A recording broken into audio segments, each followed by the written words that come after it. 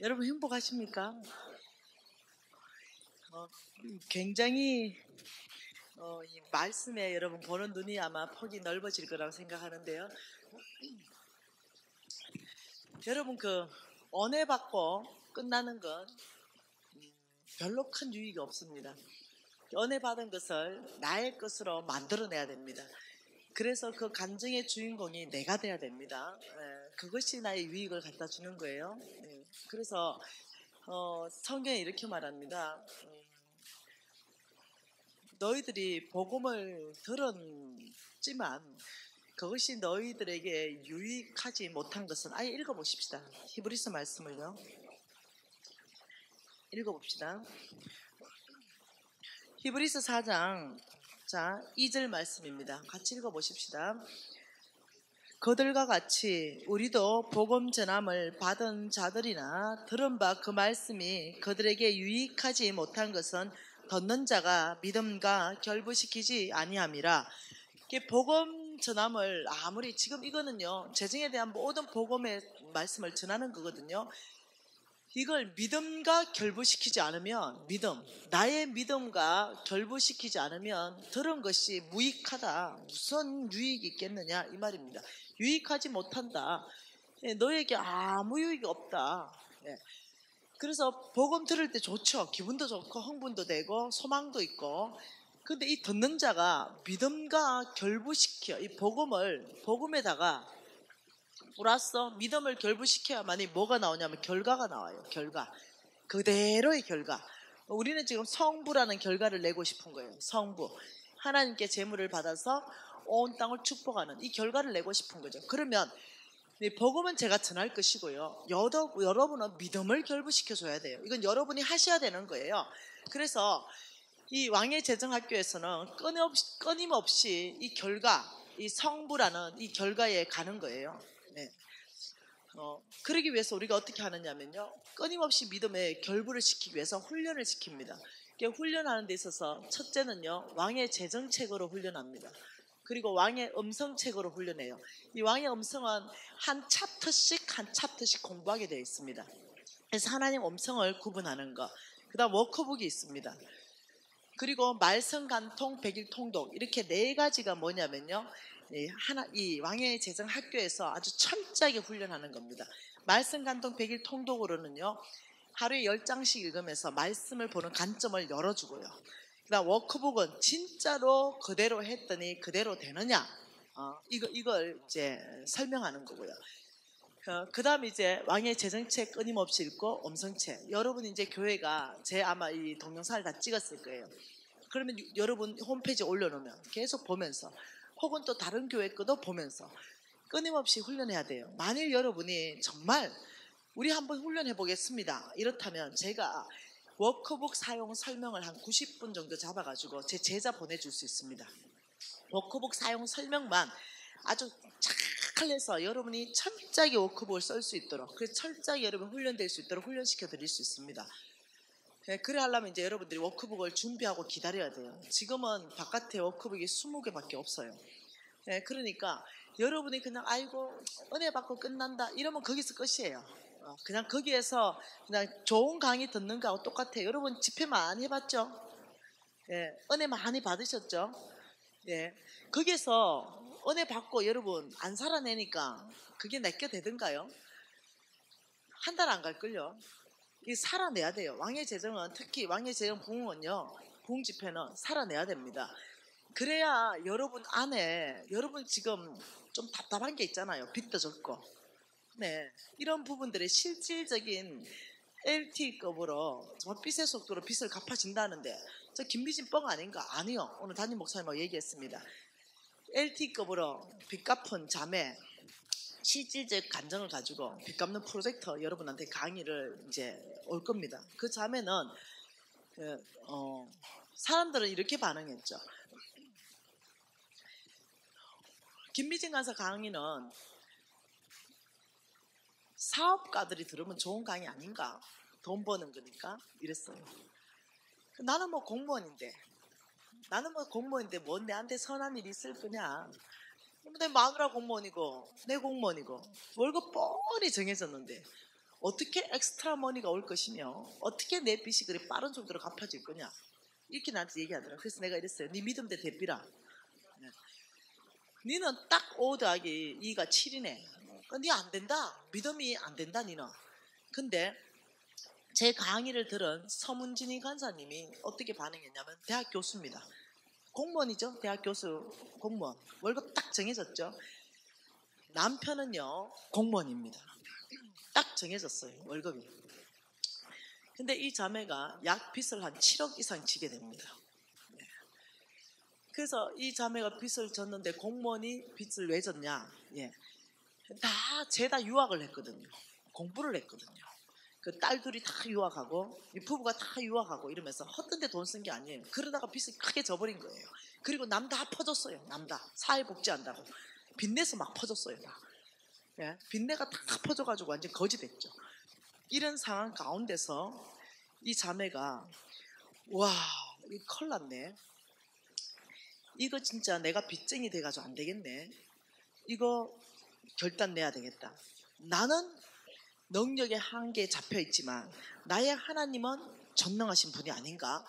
이렇게 딱 결정하면서 이 자매가 무엇을 실행하냐면 제가 가르쳐준 빚갚기 프로젝트를 시행합니다.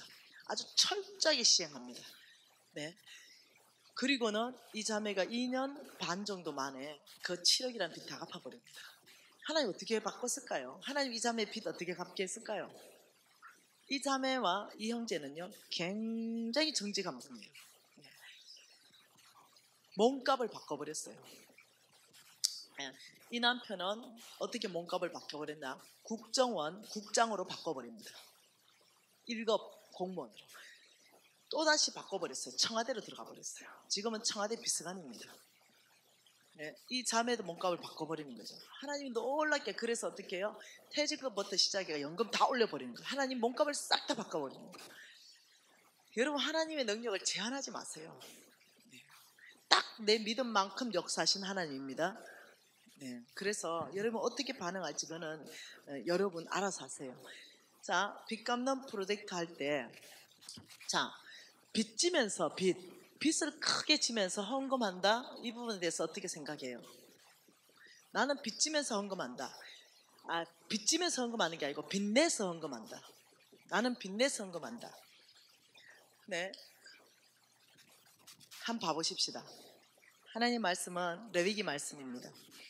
저는 철저하게 말씀 안에서부터 교회 눈치 안 봅니다. 철저하게 말씀 안에서 하나님이 뭐라고 말씀하는 것만 여러분에게 전할 것입니다. 자, 레위기 1장 2절 말씀 같이 읽겠습니다. 레위기 1장 2절입니다. 같이 읽을게요. 이스라엘 자손에게 말하여 이르라. 너희 중에 누구든지 여호와께 예물을 드리려거든 가축 중에서 소나 양으로 예물을 드릴지니라. 자, 예물에 대해서 말했습니다. 너희 중에 예물을 드리려면 뭐로 드려라? 소나 양으로 드려라. 저는 여러분 소와 양, 가축은요 닭도 있고요 돼지도 있어요. 네, 오리도 있고요. 많은 가축이 있는데 그 중에 소와 양은 거룩하게 구분해. 거룩을 할 때 항상 우리 예수님 양같이 온순하셨다. 예, 거룩하게 구분한 이 양과 소는 뭐냐면 가장 비싼 거. 그러니까 너는 너의 재물 중에 가장 크고 가장 그것을 거룩하게 구분해서 나한테 가져오라 이 말입니다. 이건 뭐냐면 부자들한테 말하는 거예요. 부자들한테 너 대충 어마어마하게 부자면서 소도 있고 양도 있으면서 너 소 안 끌고 오고 닭 끌고 오지 마라. 나는 너에게서 소로 예물을 받을 것이고 양으로 예물을 받을 것이다. 가장 좋은 것, 값진 것, 값 나가는 것 거룩하게 구분해서 나한테 가져오라 이렇게 말했어요. 자, 그러면 부자한테 이렇게 말했다면 가난한 자한테는 하나님 어떻게 말했을까요? 가난한 자. 자, 하나님의 말씀은 5장 7절입니다. 하나님의 말씀 5장 7절 같이 읽습니다.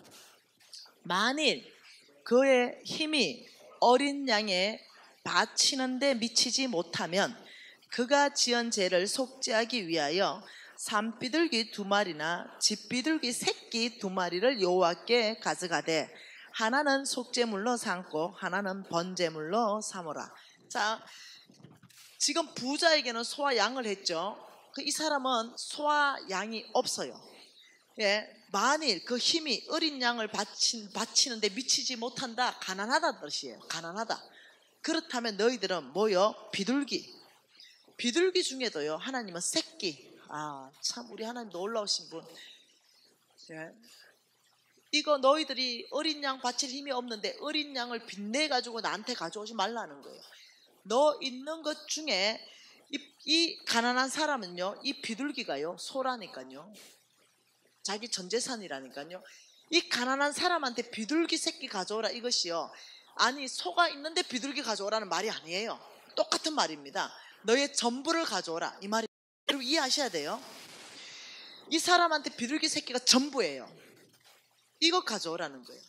이 말은 무슨 말이냐면 빚내서 가져오지 마라, 남의 양 꼬서 가져오지 마라는 뜻이지, 네, 이걸 그냥 작은 걸 가져오라 이 뜻이 아니에요. 자, 11절 또 보십시다. 11절에 뭐라 그래요? 만일 그의 손이 산비둘기 2마리나 집비둘기 2마리에도 미치지 못하면 더 가난한 자입니다. 그렇다면 그의 범죄로 말미암아 고운 가루 10분의 1 내봐. 가루요, 가루 중에도 10분의 1만. 이 사람 너 더 가난한 사람, 이 더 가난한 사람한테 가루 중에도 딱 10분의 1만. 네, 이거 비둘기도 없는데 비둘기를 꼬서 빚내서 나한테 가져오지 말라는 뜻입니다. 하나님은 없는 것을 받지 아니하신다고 얘기했어요. 하나님은 고린도전서에서 말씀했죠. 나는 있으면 있는 대로 받을 터이요 없는 것을 받지 아니한다 이렇게 했어요. 그런데 이것은요, 이 고운 가루가 뭐냐면 이 사람한테요, 전 재산 소하고 똑같아요. 여러분 오해하시면 안 됩니다. 대충 비둘기 드려도 되고 대충 가루 드려도 되나? 이게 아니에요. 하나님이 받으시는 것은요, 내가 가지고 있는 것에 최고 값진 소로 가지고 오라 이 말씀을 여러분 이해하셔야 돼요. 왜요? 네 보물 있는 곳에 네 마음이 있느니라. 이 사람한테 이 가루는요, 부자한테 소라니까요, 재산의 전부라니까요. 하나님은요, 재물을 굉장히 어떠냐면요, 값진 것을 요구합니다. 근데 이런 말은 아니에요. 빚내서 가져오라 이 말은 아니에요. 이해되셨나요? 이 말을 또 이렇게 오해하는 못된 밭이 있습니다. 마음밭, 못된 밭. 미진간사 그러는데 소양 바치지 말고 가루 10분의 1만 바쳐라더라. 요렇게 또 해석해가지고 못됐게. 그게 아니라는 거예요. 빚내서 하지 말라는 뜻이지 너의 전부를 가져오라 이 뜻이 소와 비둘기 가루라는 거. 부자에게 가난한 사람에 더 가난한 사람에게 이거는 다 똑같은 거예요. 우리 하나님께서 얼마나 우리를 자유케 하는지 모릅니다. 자유 안쓰럽습니까? 빚내서 안 해도 되니까. 인상이 와 이렇노? 이 교회는 빚내서 하라 했나?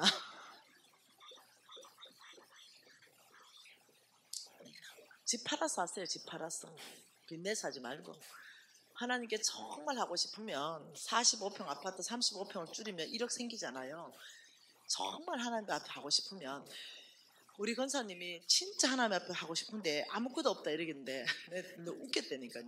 이 권사님요 60평에 살아요. 다 시집가고요 60평이에요. 남편하고 둘이 살아요. 근데 진짜 하나님 앞에 바치고 싶은데 없대요. 근데 내가 둘이 사는데 그냥 한 40평대로 가고 20평 줄여가지고 2억 정도 헌금하소 이러니까 그건 말이 안 되지 이래요. 하고 싶지 않네 내가 그랬어요. 그러면 진짜 하고 싶지 않네요. 그 사람 말하지 마세요. 그러면 여러분, 나는 내가 왜 이렇게 말하냐면 그렇게 했거든요. 저는. 오늘 또 펀드 적금 다 깨가 땅 샀거든요. 선교지에 선교센터 주려고요. 정말 하고 싶으면요 집 팔아서 살 수 있죠. 근데 집 팔 생각 안 하죠. 그냥 없다는 거죠. 정말 하고 싶으면 금목걸이 팔 수 있죠. 금비녀 팔 수 있고 금두꺼비 금돼지 다 팔 수 있죠. 안 팔죠. 내 가진 거 다 가지고 있으려 하면서 없다 이러죠. 저는 한 번도 주님 앞에 그래 본 적 없습니다. 내 가진 거 할 수 있는데 다 내놨습니다. 할 수 있는 대로. 그래서 하나님 저를 귀하게 보시는 거죠. 네 보물 있는 곳에 네 마음이 있느니라. 네가 나를 얼마나 사랑한지 안다. 하나님 귀하게 보시는 거죠. 우리는요, 하나님 앞에 예물 못 가져올 사람은 단 한 명도 없습니다. 찾아보면 다 있습니다. 찾아보면 자기는 차를 어마어마하게 좋은 거를 타면서, 그러면서 하나님한테 예물할 돈 없어요. 벤츠 타면서 놀랍게 그렇습니다.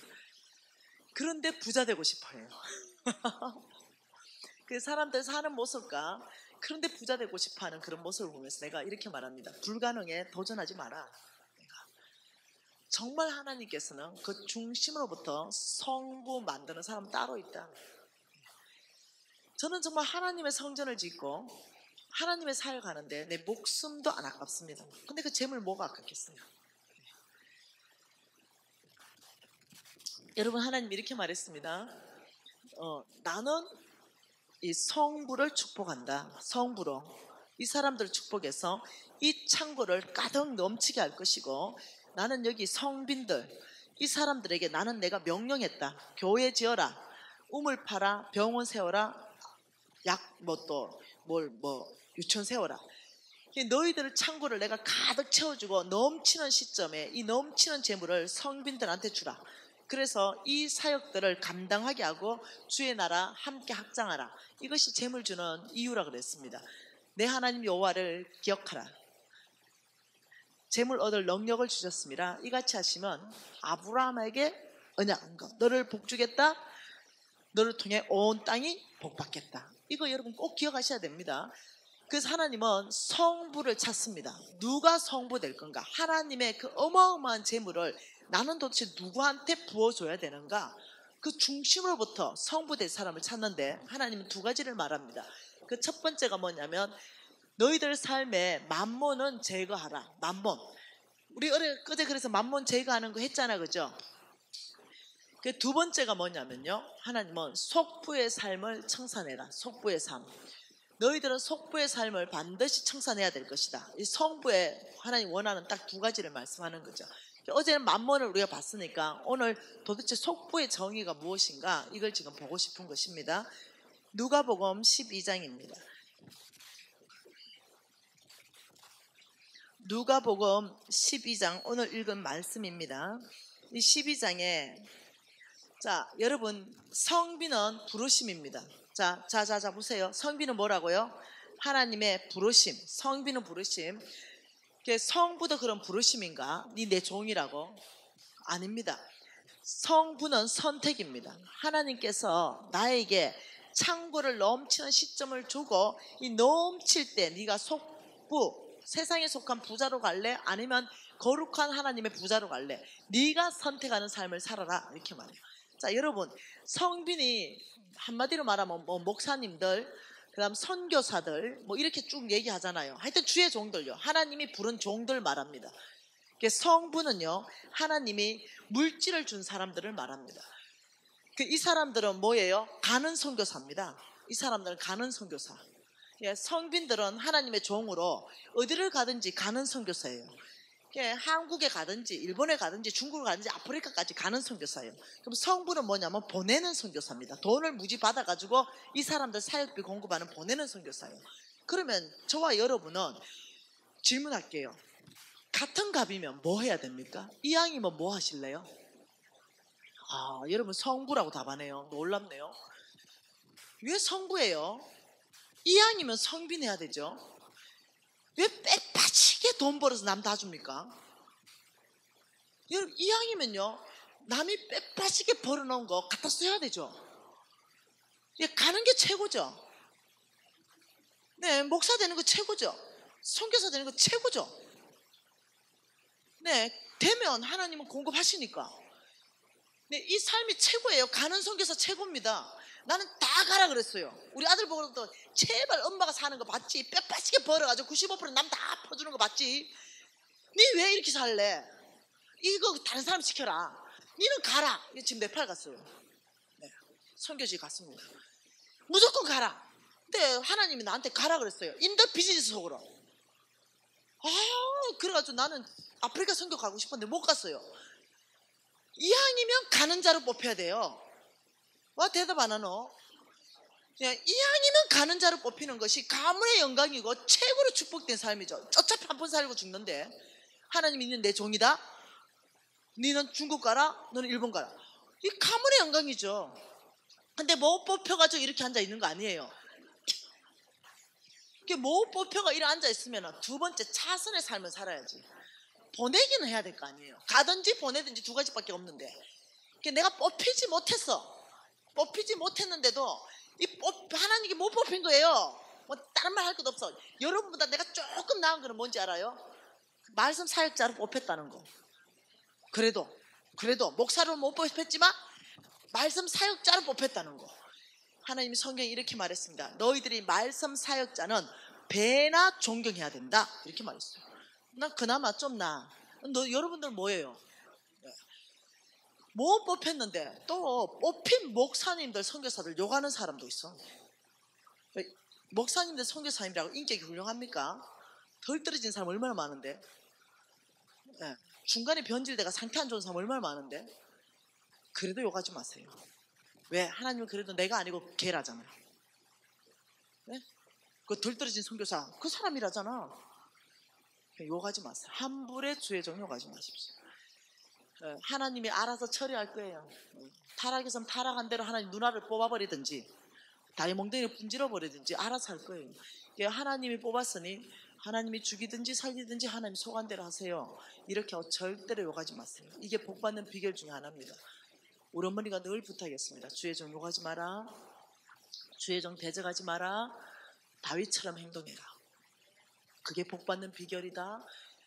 아무리 부족해도 주님 앞에서만 얘기해라. 저는 주의 종 한 번도 얘기해 본 적 없습니다. 욕할 만한 사건이 얼마나 많았는지 아십니까, 목사님? 근데 안 했어요. 그게 나에게 유익하지 않기 때문에 안 했습니다. 우리는 못 뽑혔어. 여러분 못 뽑혔어. 나는 그래도 말씀 사역자라도 뽑혔어. 그러면 이제 가야 돼. 두 개 중에 하나예요. 가든지 최고의 삶을 못 살면 차선의 삶이라도 살아야 돼. 그러면 보내는 선교사 성부는 돼야 줘야 돼. 이해되십니까? 네. 나는 지금도 다 내려놓고 선교 줘라. 할렐루야. 지금도 할렐루야. 언제든지 갈 생각이 있습니다. 몽땅 내려놓고. 제 소망이 순교 아닙니까? 순교. 소망이 순교 아닙니까? 가는 선교사 저는 너무 존경합니다. 부럽고요. 그래서 여러분은 적어도 성부는 살아줘야 됩니다. 최소한. 자, 한번 보십시다. 누가복음 12장 16절 말씀 한 절 같이 읽습니다. 같이 읽을게요. 또 비유로 그들에게 말하여 이르시되 한 부자가 그 밭에 소출이 풍성하매. 자, 여러분 예수께서 비유로 말씀하신 모든 말씀은 무조건 다 중요합니다. 사람들은 비유로 말한 걸 그냥 슬쩍 넘어가는데 아니요. 하늘나라의 비밀은요 몽땅 비유로 하나님이 말씀하게 했습니다. 비유로 이러면 무조건 여러분 10번 이상 그 자리에서 읽어야 됩니다. 비유가 나오면 그건 다 하늘나라의 비밀이 계시되어 있습니다. 그래서 비유로 하나님이 말씀하시되 한 부자가 그 밭에 소출이 풍성했다. 심중에 생각하여 이르되 뭐라고요? 내가 곡식 쌓아둘 곳이 없으니 어찌할까? 그 심중에 우와 이 사람 농사꾼이에요. 얼마나 하나님이 이 농사를 잘 되게 했는지. 이삭처럼 막 씨를 뿌리면 100배씩 막 열매 맺고 얼마나 잘 되게 했는지. 그 밭에 소출이 풍성해서 쌓아둘 곳이 없을 만큼 풍성하게 했어요. 쌓아둘 곳이 없을 만큼. 이게 뭐냐면요 하나님이 저와 여러분의 인생 가운데 단 한 번 반드시 한 번은요 우리의 창고가 꽉 넘치는 축복을 주신다 그랬어요. 저와 여러분 한 번은 그런 일이 옵니다. 그러니까 이 시점 쌓아둘 곳이 없으니 어찌할까. 이게 뭐냐면 내 창고가 꽉 찼다는 겁니다. 내 창고가 반만 찬 건 뭐예요? 빚져 있는 삶. 그게 아니라 빚도 다 갖고 이 모든 창고가 꽉 차고 나 혼자 쓰기에도 아주 넉넉한 물질들이 막 흘러 들어오는 거. 이 시점이 저와 여러분에게 곧 온다는 거예요. 저는 왔죠. 여러분에게 곧 오죠. 저는 50억 부도 났을 때 4년 반 만에 그 일이 올지는 상상을 못했죠. 이런 일이 올 때 네, 쌓아둘 거 창고마다 다 찬 거예요. 이제 더 창고가 없어요. 쌓아둘 곳이 없다잖아요. 이때 하나님 보시죠. 이 이제 선택해라. 네가 성부를 선택해서, 성부의 선택은 뭡니까? 이 넘치는 거 주의 종들한테 줘서 하나님의 나라를 확장해야 되겠습니다. 이렇게 선택하는 것은 성부의 선택이요. 네, 이거 선택이에요. 성부로 사는 것은 나의 선택으로 하나님께서 주셨어요. 네가 선택해 살아라. 성부로 보내는 선교사로. 그럼 어떻게 더 축복받죠? 그런데 오늘 이 사람 18절 볼까요? 같이 했습니다. 또 이르되 내가 이렇게 하리라. 내 골간을 헐고 더 크게 짓고 내 모든 곡식과 물건을 거기에 쌓아두리라. 또 내가 내 영혼에게 이르되 영혼아 열에 썰 물건을 많이 쌓아두었으니 평안히 쉬고 먹고 마시고 즐거워하자. 골 때리는 선택. 네, 이거 흘러 넘치는 거 성빈들 좀 줄여놨더니 아유 내 창고가 너무 작네. 와 이래 창고가 작노. 이거 부셔버려라. 이 창고 부셔버리고 이 창고 자체를 어마어마하게 이만하게 크게 확장시켜라. 그리고 여기에 내 모든 물건을 다 쌓아놓고 이 창고, 이 작은 창고 부셔버렸어요. 나는 여러 해 동안 나 혼자 잘 먹고 잘 살고 평안히 먹고 놀아야지 이렇게 선택했어요. 그러니까 하나님께서 축복한 걸 후회하십니다. 네, 20절 볼까요? 하나님은 이르시되 어리석은 자야 오늘 밤 내 영혼을 도로 찾으리니 그러면 내 준비한 것이 누구의 것이 되겠느냐 하셨으니 너 죽는다 오늘 밤. 그러면 너 작은 창고 부셔버리고 이 큰 창고에 꽉 채워놓은 거 그건 누구 거 되냐 이렇게 질문하면서 21절에 뭐라 그럽니까? 자기를 위하여 재물을 쌓아두고 하나님께 대하여 부여하지 못한 자가 이와 같으니라. 속부에 대한 정의를 말하는데 하나님이 첫 번째 뭐냐면 자기에게 부여하고 하나님께는 인색한 자가 이 사람하고 똑같아. 이게 뭐냐면 속부의 정의입니다. 네. 여러분 이 말은 이거하고 똑같아요. 하나님이 10억을 줬어요. 축복했죠. 그 10억짜리 아파트 샀어요. 하나님 또 10억 줬어요. 그 10억짜리 아파트 또 샀어요. 하나님 뭐 할래? 이렇게 아들 주려고요. 또 10억 줬어요. 또 10억짜리 아파트 또 샀어요. 딸 준대. 또 10억, 20억, 30억 줬어요. 또 빌딩 샀어. 아무리 하나님 복 내려줘도 하나님 사역에는 관심도 없어. 잃어버린 영혼에 관심 없어. 그냥 내 집만 짓고 또 짓고 또 짓고 사고 또 사고 또 사고 아파트 사고 사고 또 사고 빌딩 사고 사고 또 사고 땅 사고 사고 사고 나도 오늘 땅 세 필지나 샀다 그랬죠. 그 누구 주려고? 선교지에 주려고. 용도가 달라. 내가 땅 사는 거하고 이 사람들 땅 사는 거하고 너무 안타까운 거죠. 하나님이 야 박권사 네 아파트 세 채나 사놨는 거 네 오늘 죽으면 그 세 채 누구 거 되냐? 이 질문이랑 똑같아요. 박권사 대답해 보든지 여러분 한번 대답해 보세요. 여기 죽어. 왜 죽어요? 오늘 밤 내가 내 영혼을 도로 찾으리니 너가 죽인다면 내가 오늘 니를 데려간다면 네 아파트 세 채 그거 누구 거 되냐? 이 질문에 오늘날 우리한테 질문하는 거라니까요. 이 말씀을 통해서 그 질문에 대한 답을 해야 된다니까. 나도 하고 여러분도 해야 되고. 여러분 답해보세요. 그거 누구 거 돼요? 솔직하게 말했어요. 누구 거 돼요? 자식 거. 자식 거 맞나요? 입이 다 붙어버렸나? 그 자식 거 그죠? 자식 거 아니면 법적 상속인 거 뭐 남편 거나 아니면 부인 거나 뭐 이렇게 대답하잖아요. 여러분 그래 되면은 좀 좋겠어요. 우리 자식을 위해서 목숨을 바칠 수 있는데 죽어줄 수 있는데 그것이 세 채, 네 채, 다섯 채 내가 죽으면 그걸 내 자식이 받으면 좀 좋겠어요. 내 남편이나 내 부인이 받으면 좀 좋겠어요. 이런 속부의 재물 하나님께는 인색하고 나에게만 부여한 이런 속부의 재물은요 하나님이 절대로 법적 상속인에게 가게 하지 않겠다. 네 자녀가 너의 모아놓은 이 재물 음식물로 배부르지 못하게 할 것이다. 하나님 이렇게 말씀 볼까요? 욥기서 여러분 욥기서 말씀 보십시다. 욥기 27장 자 욥기 27장 13절 말씀에 이렇게 말합니다. 악인이 하나님께 얻은 분깃이 있고 포학자가 전능자에게 받은 산업은 이것이다 이랬어요.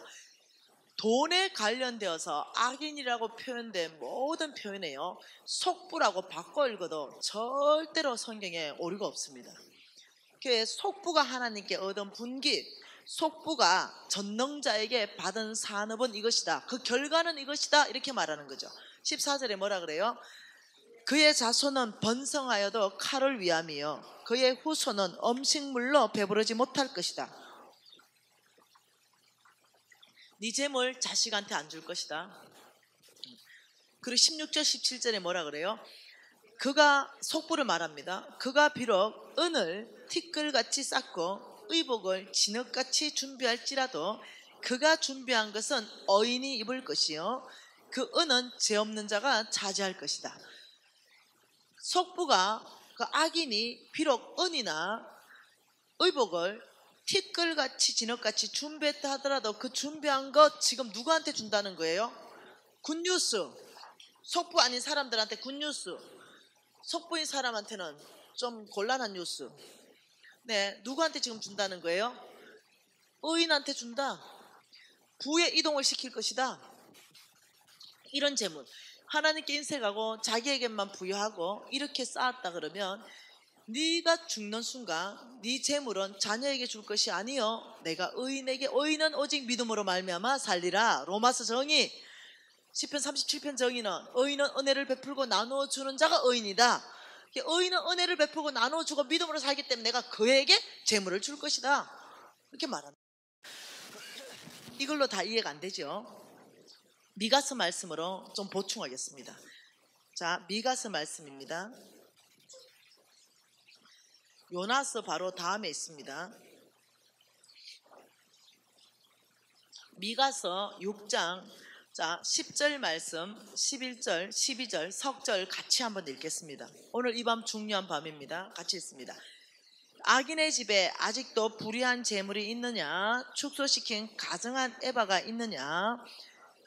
내가 만일 부정한 저울을 썼거나 주머니에 거짓 저울추를 두었으면 깨끗하겠느냐? 그 부자들은 누구요? 악인을 말해요. 속부를 말합니다.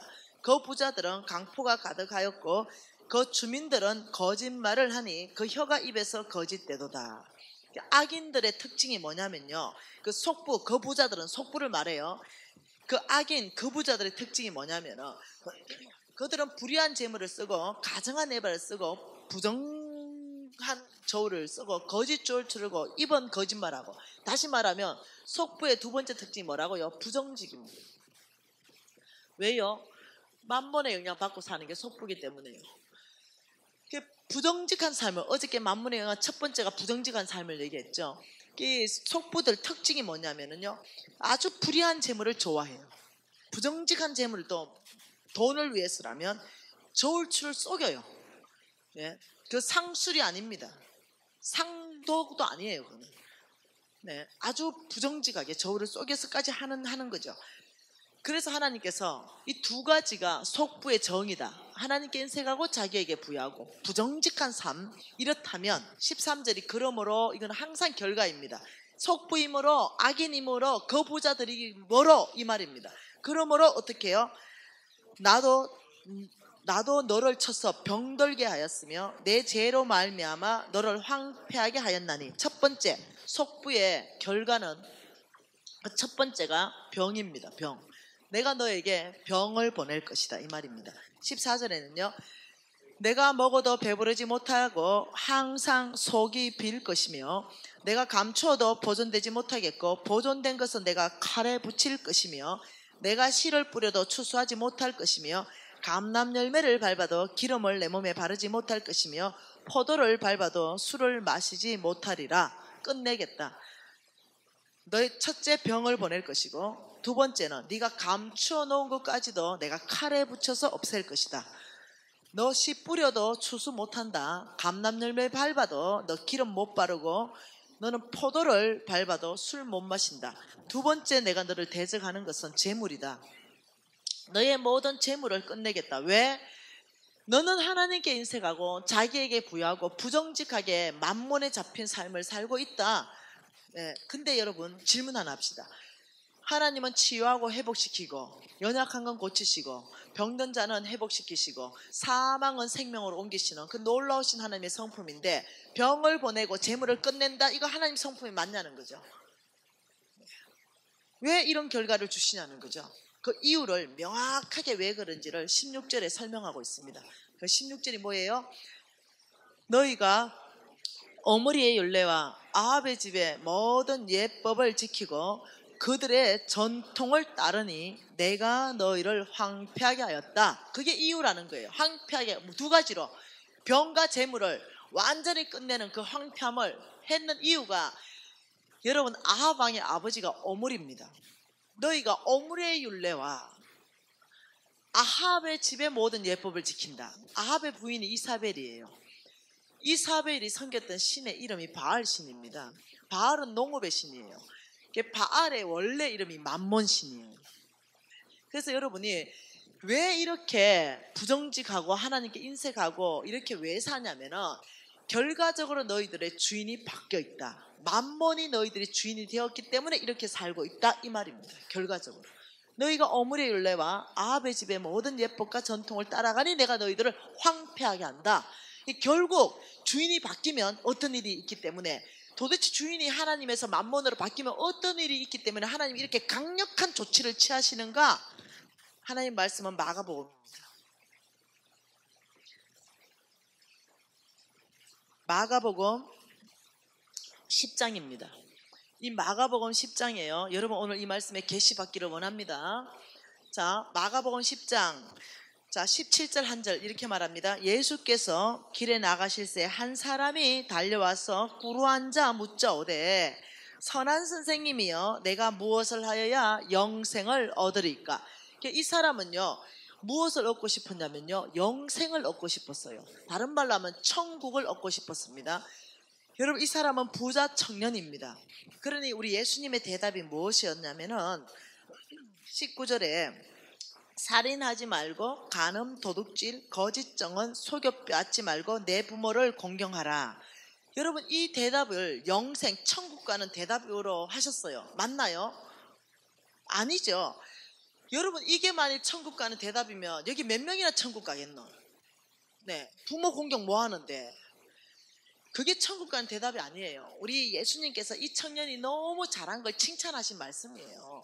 그러니까 이 청년이 20절에 그가 여짜오되 선생님이여 이것은 내가 어려서부터 다 지켰습니다.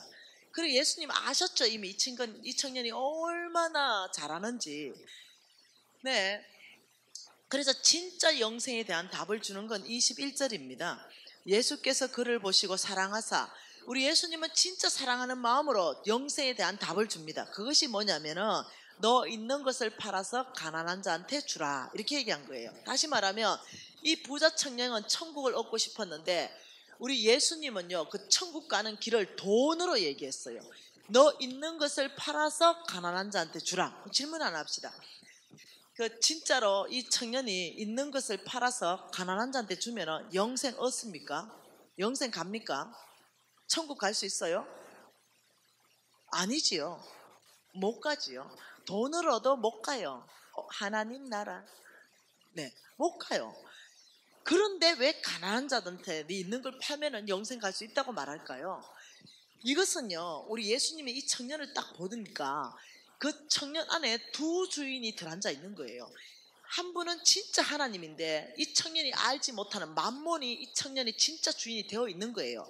그래서 이 청년 안에 있는 만몬을 끄집어냈어요. 끄집어냈어.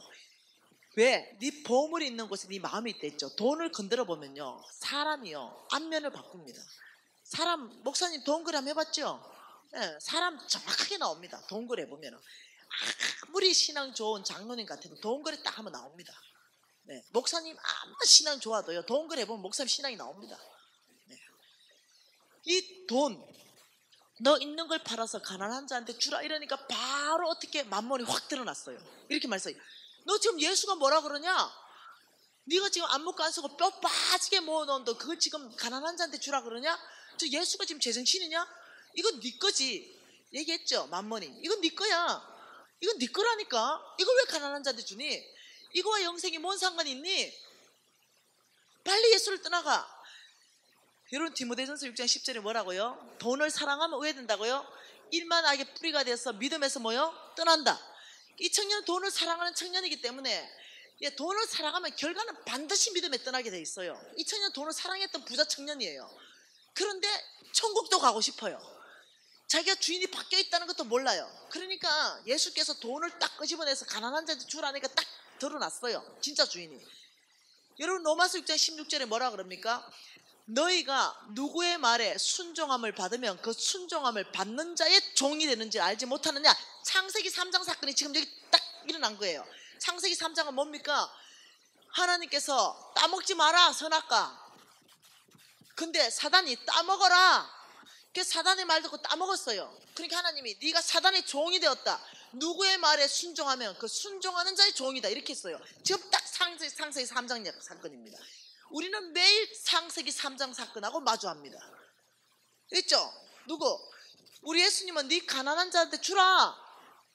근데 진짜 만몬, 이 청년이 진짜 주인은 안 돼.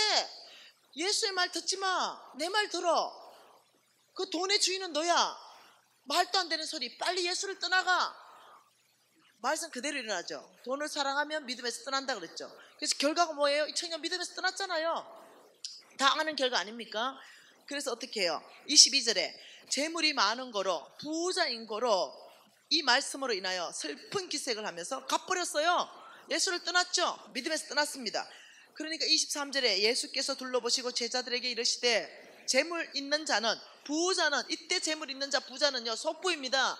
성부를 말하는 게 아니에요. 네, 속부 누구요? 자기에게 부유하고 하나님께 인색하고 부정직하게 막 돈 버는 이 속부를 말하는, 세상에 속한 부자를 말하는 거예요. 이 부자는 하늘나라 들어가기가 심히 어렵다 이렇게 말했어요. 굉장한 이제 얘기입니다. 하늘나라 지금 들어가기가 얼만큼 어려운지 얘기하는데 25절에 낙타가 바늘기로 나가는 것이 부자가, 속부가 하늘나라 들어가는 것보다 쉽다. 간다는 거예요? 못 간다는 거예요?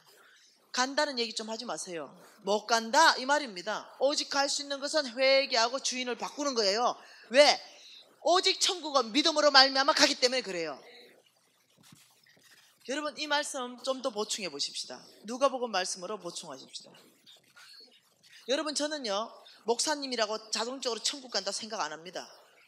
저는 장로님들이라고 자동적으로 천국 간다고 생각 안 해요. 왜냐하면 주여 주여 하는 자마다 다 천국 오는 게 아니라 그랬어요.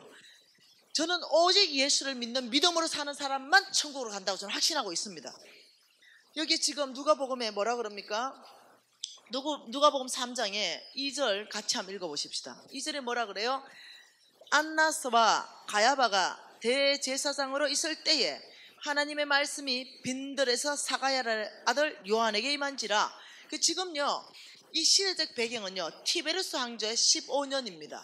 이 티베르스 황제 15년일 때 이 팔레스타인에요 세 개의 분봉왕으로 나눠져 있었어요. 예를 들면 서울특별시 한해 왕 세워놓고, 대구특별시 왕 세워놓고, 예를 들면 부산 직할시 왕 세워놓고, 이런 분봉왕을 세워놓고 정치적으로 굉장히 아부하고 혼란할 때입니다.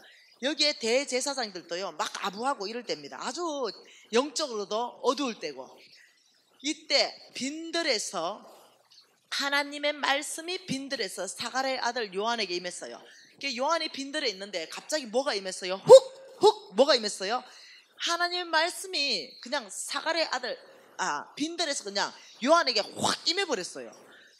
여러분 저와 여러분 육신에 거하죠. 하나님이 육신적인 사람에 거하는, 사람에게 말씀을 전하는 방법으로는요 사람을 잡습니다.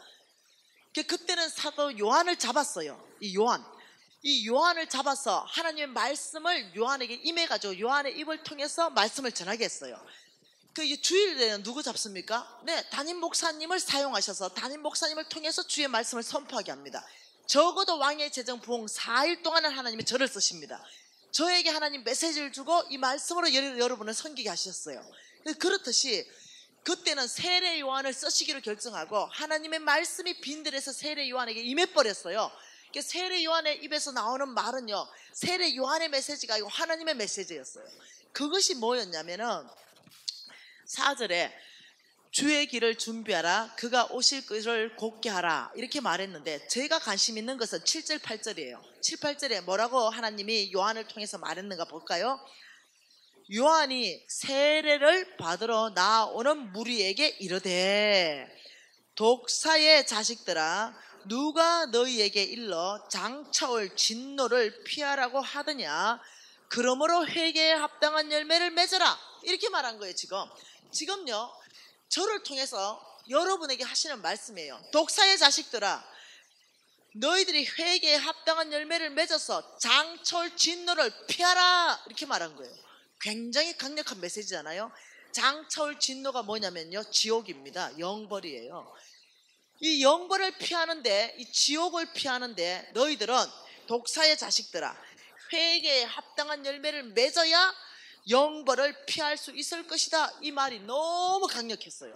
그래서 세례 요한이 이 말씀을 선포를 해버리니까 세례 요한 주변으로요 사람들이 불특정인 다수 무리들이 막 몰려왔고요.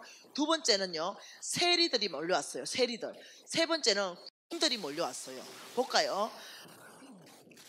10절에 무리가 물어 이르되 그러면 우리가 무엇을 하리이까? 이 말하고 이 말 똑같습니다. 세례 요한이요 제가 장철 진노 지옥 안 가려면 우리가 뭐 해야 됩니까? 어떤 회개에 합당한 열매를 맺고 살아야 됩니까? 이 질문이에요. 그러니까 세례 요한의 대답이요 옷 두 벌 있는 자 나누어 주고 먹을 것 있는 자도 먹을 것 없는 자에게 나누어 주라. 똑같습니다. 영생을 말하는데 돈으로 대답하시고 예수님께서 영벌을 말하는데 세례 요한도 돈으로 대답합니다. 재물로 대답해요. 그리고 세리들이 왔죠. 12절에 세리들도 세례를 받고자 하여 선생님 우리는 무엇을 합니까? 똑같습니다. 어떤 회개에 합당한 열매를 맺어야 우리가 영생을 얻을 수 있습니까? 이 질문과 똑같아요. 그러니까 뭐래요? 부과된 것 외에 거두지 말라. 부정직한 삶을 청산하라. 너희들은 속부의 삶을 청산하라. 이렇게 말했어요. 그러니까 군인들이 왔죠. 14절에 우리는 어떤 회개에 합당한 열매를 맺어야 지옥 안 갑니까? 이러니까 뭐라 그래요? 사람에게 강탈하지 말고 거짓 고발하지 말고 받은 급료를 족한 줄 여겨라. 부정직한 사람 치워버려라 이거예요. 그러니까 몽땅 뭘로 대답했냐면 너희들은 속부의 삶을 반드시 청산을 해야 될 것이다 이렇게 말했어요. 이게 지금 천국과 지옥 얘기하는데요. 돈으로. 왜요? 주인 바뀌니까. 더 이상 하나님이 주인이 아니니까. 예수가 주인이 아니니까. 더 심각하게 볼까요? 마태복음 보십시다. 마태복음 25장 말씀으로 보십시다. 여러분 이거는 하늘나라 가면 진짜 있을 일인데요. 저 목사님 여기 앉아서 너무 미안한데 장로님들 목사님들 여기 다 앉으셨네요. 여러분 제 중심으로 딱 잘라가 이쪽 오른쪽에 있는 사람들은 오늘 천국 갈 약물입니다. 아셨죠? 그리고 내 중심으로 딱 잘라가 죄송해요. 이쪽으로는 목사님 포함해서 오늘 지옥 갈 염소물입니다. 이게 천국에 가면 너 왼쪽 너 오른쪽 우리 예수께서 분별하신다 그랬어요. 구분해내 쭉정이와 가라지를 다 뽑아버린다 그랬어요. 다 분별해버린다 그랬어요. 왜? 주여 주여 하는 자마다 다 천국 가는 게 아니에요. 이게 지금 실하라고 생각해보고 우리가 한번 해보십시다. 자 33절에 양은 그 오른편에 염소는 왼편에 두리라 이렇게 말했어요. 자 34절 같이 했습니다. 그때에 임금이 그 오른편에 있는 자들에게 이르시되 내 아버지께 복받은 자들이야 나와 창세로부터 너희를 위하여 예비된 나라를 상속받으라. 여러분 천국은 언제 만들어졌다? 창세로부터. 이 천국 상속받아라 창속받아라 이 말입니다. 천국을 상속받아라. 이유를 뭐라고 말합니까? 내가 줄일 때 너희가 먹을 것을 주었고 목마를 때 마시게 하였고 나그네 되었을 때 영접하였고 헐벗었을 때 옷을 입혔고 병들었을 때 돌보았고 옥에 갇혔을 때 와보았다. 몽땅 재물 쓰는 거하고 관계가 있죠. 그러니까 이 의인이 대답할 때 언제 우리가 주님을 그래 보살폈습니까? 40절 하반절에 뭐라 그래요? 너희가 형제 중에 지극히 작은 자에게 한 것이 나에게 한 거란다. 이렇게 말했어요. 참 놀랍죠?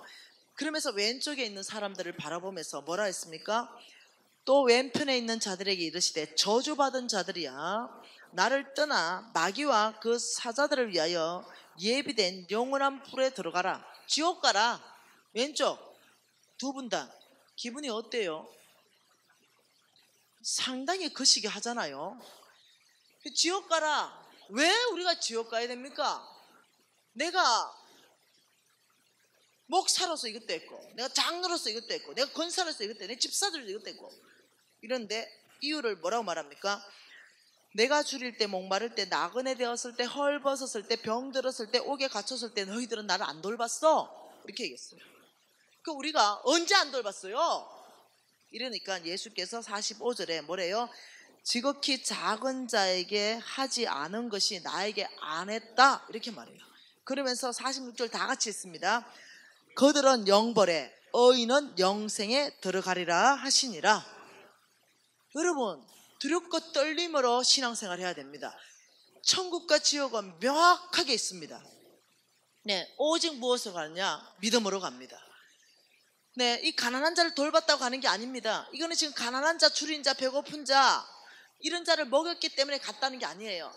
너희들은 예수를 믿는 믿음으로 살았다는 거예요. 이 사람들은 뭐냐? 네, 만몬을 주인으로 살았다는 거예요. 주인이 밖에 있는 삶을 살았다는 거예요. 그 얘기입니다. 그리고 여러분이 이제 이해를 해보면 이해가 됩니다. 너희가 오므리의 율례와 아합의 집의 모든 예법과 전통을 따라가니 내가 두 가지로 병을 보내고 재물을 끝냈다. 너희들의 주인을 만몬을 따라가니 내가 너희들을 찾아왔다. 만몬 따라가면 어떻게 됩니까? 지옥 가니까. 여러분, 말씀에 비춰보니까 나는 하나님께 인색하고 나에게만 이제까지 부유하게 살았고 나는 부정직하게 살았는데도 아직도 건강하고 아직도 재물이 남아있다면 오늘 이 밤 축복된 밤입니까? 얼마나 오래 기다리신 밤이죠, 하나님이.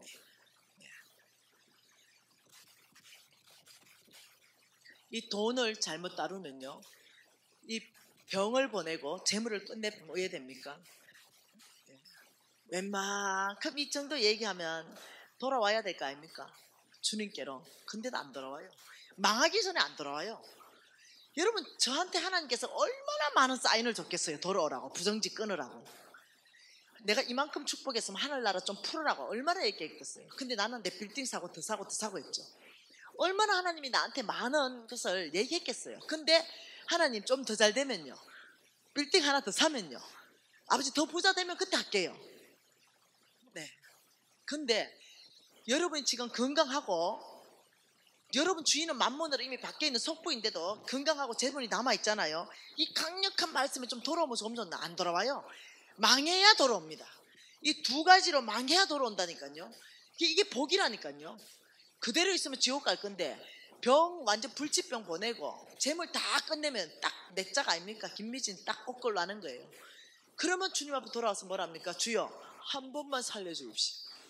주님 저를 불쌍히 여겨주십시오. 그때서야 그만한다니까. 그래서 어떠냐? 믿음의 사람으로 바뀌어요.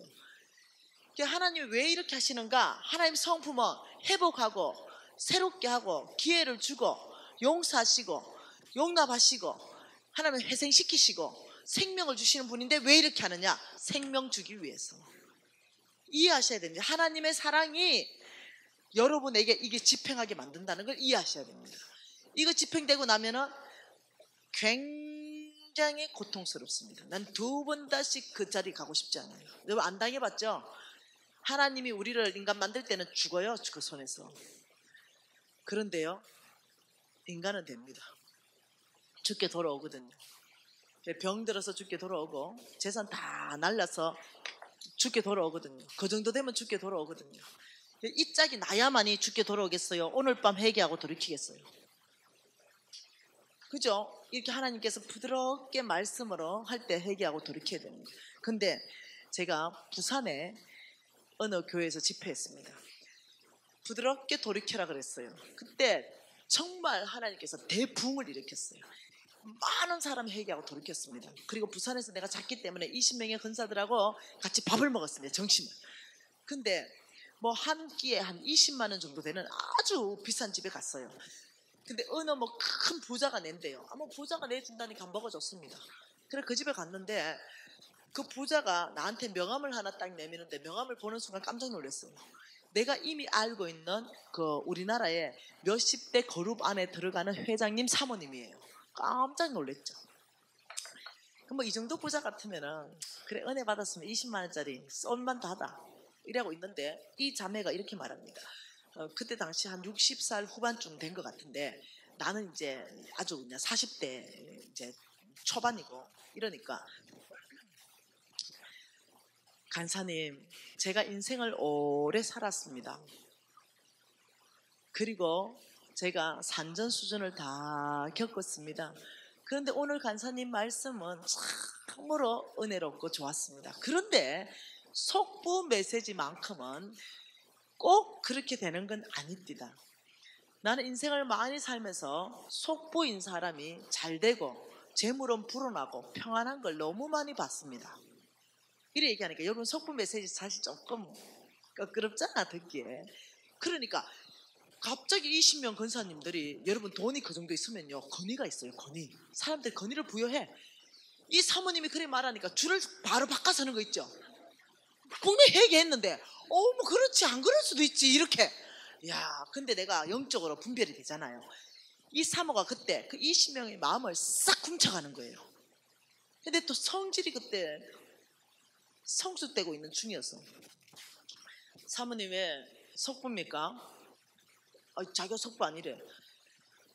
아니 보니까 사모님이 속보여서 그 메시지가 굉장히 귀에 거슬리나 보죠.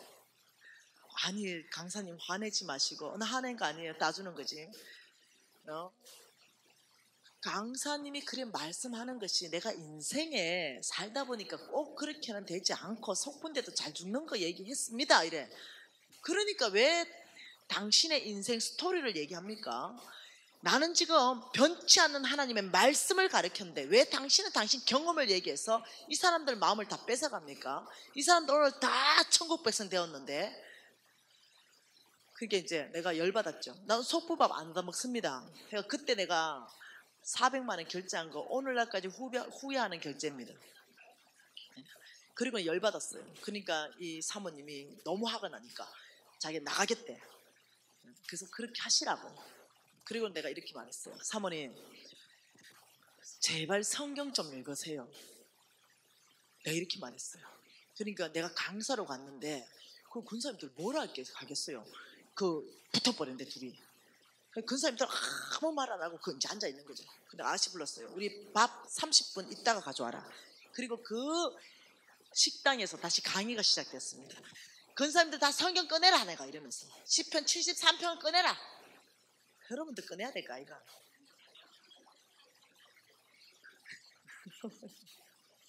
그래서 70편 73편을 그때 강의했습니다.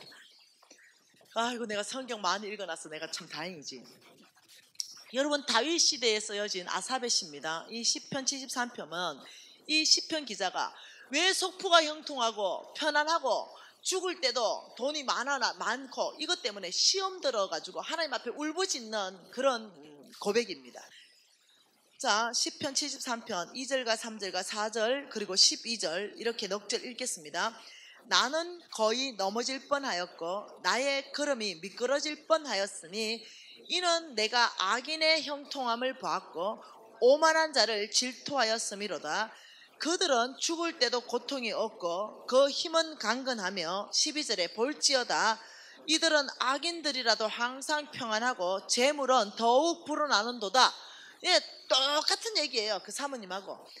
악인인데도 하나님은 악인을 병 보내고 재물을 다 날려버린다 했는데 왜 내 눈에는 악인들이고 속부인데도 재물이 불어납니까? 왜 이들은 형통하고 이들은 죽을 때도 고통이 없습니까? 하나님의 말씀이 왜 일어나지 않습니까? 나는 그것 때문에 미끄러질 뻔하였고 넘어질 뻔하였고 나는 시험 들었어요. 하나님 고통스럽습니다. 하나님의 진리의 말씀이 왜 이 악인들에게 일어나지 않습니까? 이거예요. 그러니까 하나님께서 받아 적어라. 이 악인들의 마지막 말로를 내가 보여줄 테니까 받아 적어라. 이거 받아 적은 거 아닙니까? 그 악인들의 마지막 말로가 17절, 18절, 19절입니다. 같이 읽을게요. 하나님의 성소에 들어갈 때야 그들의 종말을 내가 깨달았나이다. 주께서 참으로 그들을 미끄러운 곳에 두시며 파멸에 던지시니 그들이 어찌하여 그리 갑자기 황폐되었는가 놀랄 정도로 그들은 전멸하였습니다. 마지막 악인들의 마지막 전멸하였습니다. 하나님의 성소 들어갈 때 못 들어간다는 거예요. 여러분 이해하셔야 됩니다. 내 생각이 중요하지 않아요. 법이요 하는 게 있습니다. 하나님이 세워놓은 법. 여러분 나중에 집에 가서 시편 37편도 한절 묵상해 보세요.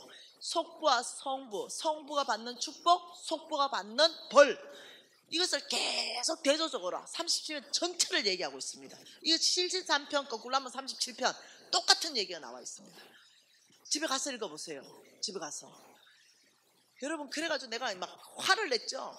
성질 냈죠. 하나님의 메시지를 물타기 해가지고 그 하나님께 회개한 모든 사람 마음을 싹 훔쳐가가지고 근데 열받아가지고 내가 내 입이 이게 가만히 있었겠어요. 내가 서울 올라와가지고 막 또 우리 홍 목사님한테 욕을 막 대바가지를 했죠. 그럼 속부사모가 말이야 하나님의 메시지를 그렇게 하고 그러면 속부사모 망해봐야 정신을 차리지 막 이랬어요.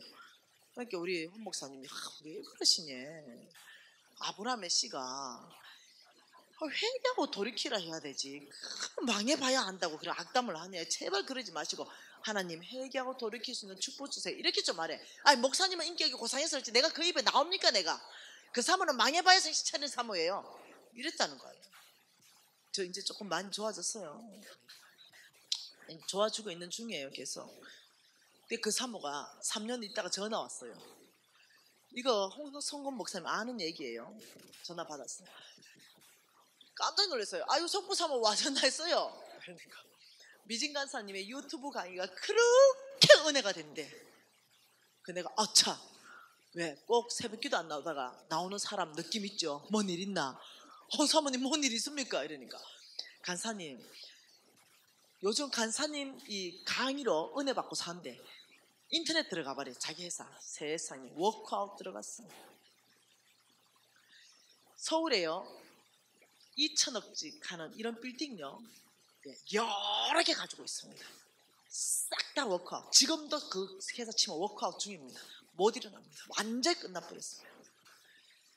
그 사모 뭐라는지 압니까? 이야 간사님 성경 말씀이 진리네요. 참 이리 망하면 다 돌아온다니까요. 예지 없습니다.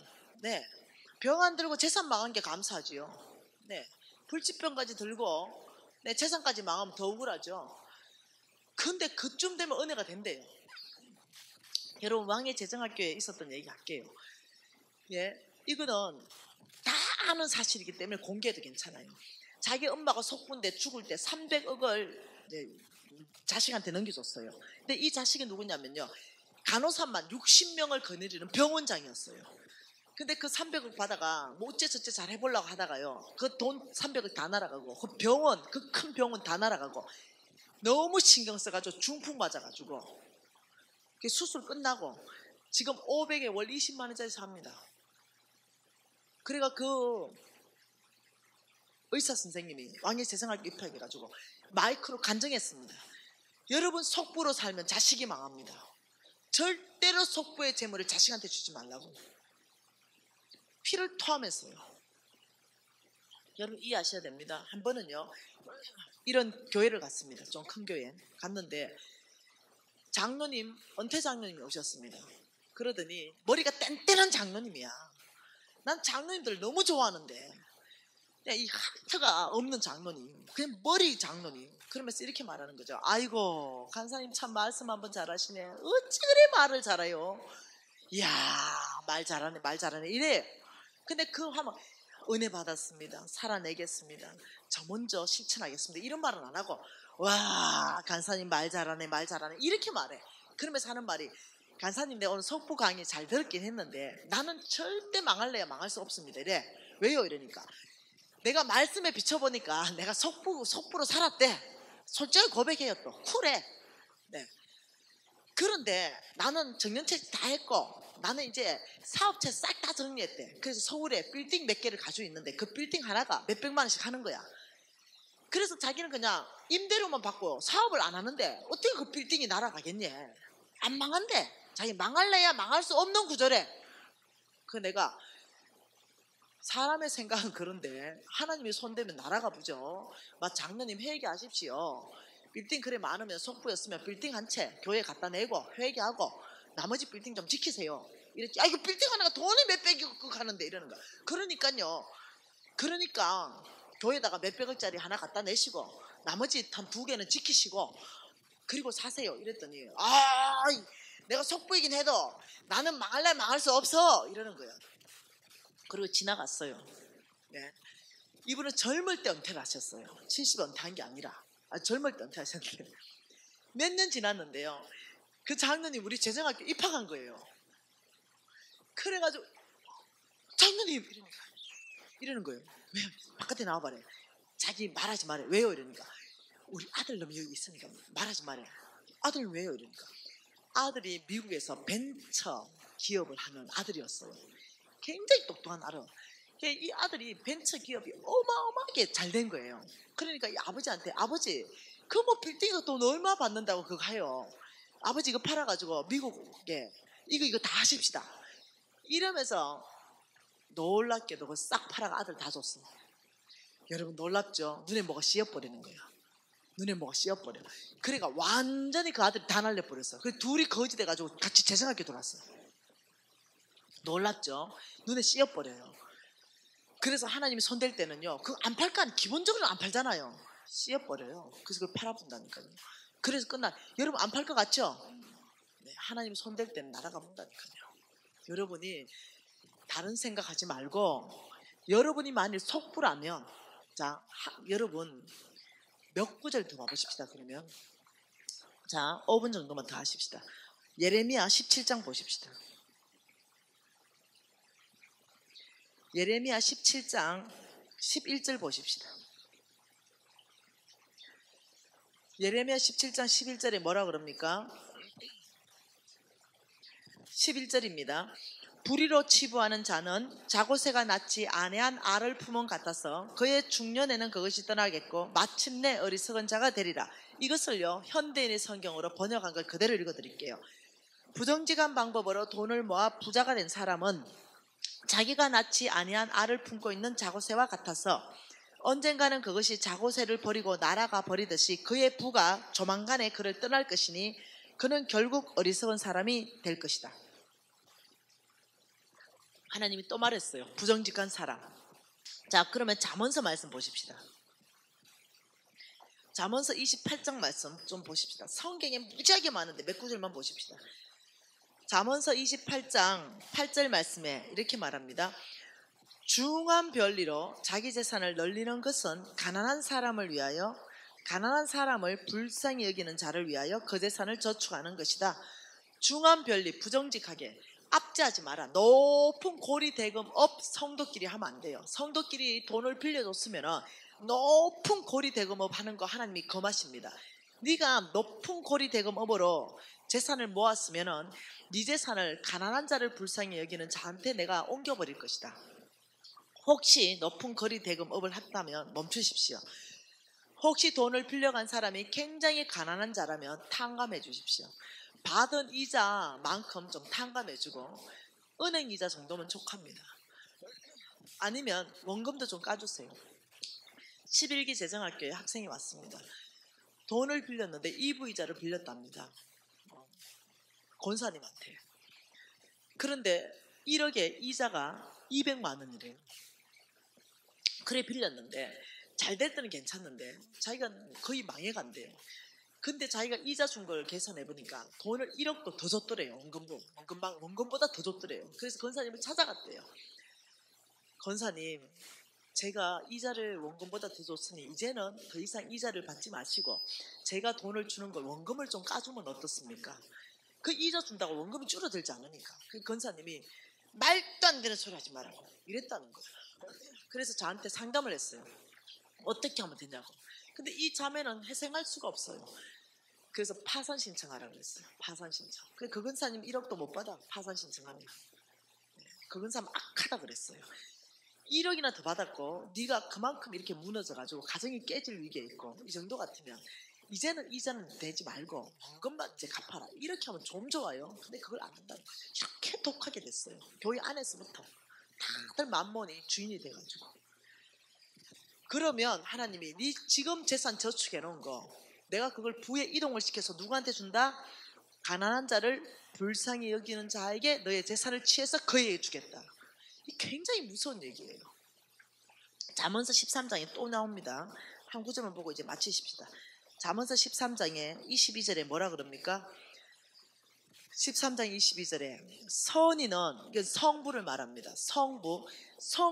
성부는 그 산업을 자자 손손에게 끼친다. 하나님 보장한다는 거죠. 자녀 손손에게 그 재물이 넘어가는데 죄인의 재물은 이거 속부입니다. 속부의 재물은 또 누구한테 준다? 어인한테 준다. 여러분 지금 몇 구절만 찾았어요. 시간 때문에 훨씬 더 많은 구절을 계속 찾을 수 있습니다. 잠언서만 해도 한 30구절 더 찾을 수도 있어요. 하나님이 어떻게 한다는 거. 여러분 하나님께서는 나는 사람이 아니고 나는 인생도 아니니 거짓말하지 않고 후회도 없다 그랬어요. 내가 한 말을 반드시 이룰 거라 그랬어요. 여러분 하나님을 두려워해야 됩니다. 오늘 말씀에 비춰보니까 내가 많이 속부다. 나는 하나님께 너무 인색하고 나에게만 부유하게 살았고 내가 부정직한 재물을 얻었다 이러면 오늘이요 세컨 찬스의 밤입니다. 오늘이 거듭나는 밤입니다. 오늘 회개하는 밤입니다. 오히려 감사하는 밤이죠. 왜? 병들지 않았고 내 재산이 그대로 있으니 하나님 세컨 찬스를 저에게 주셨습니다.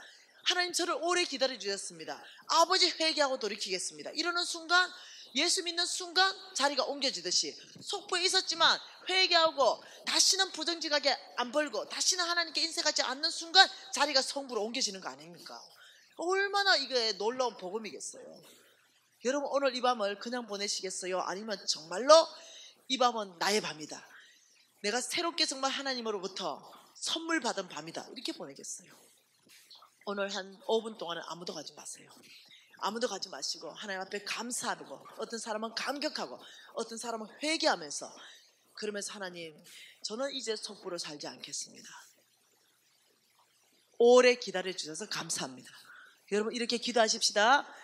우리가 오늘부터 속부를 다 끊어버리고 새롭게 살 사람은 주님 앞에 두 손 올리면서 나의 헌신과 결단을 주님 앞에 보이십시다. 그리고 우리가 주여 한번 부르고 아버지 감사합니다. 감격합니다. 오래 기다려주셔서 고맙습니다 하고 통성으로 주님 앞에 기도하십시오.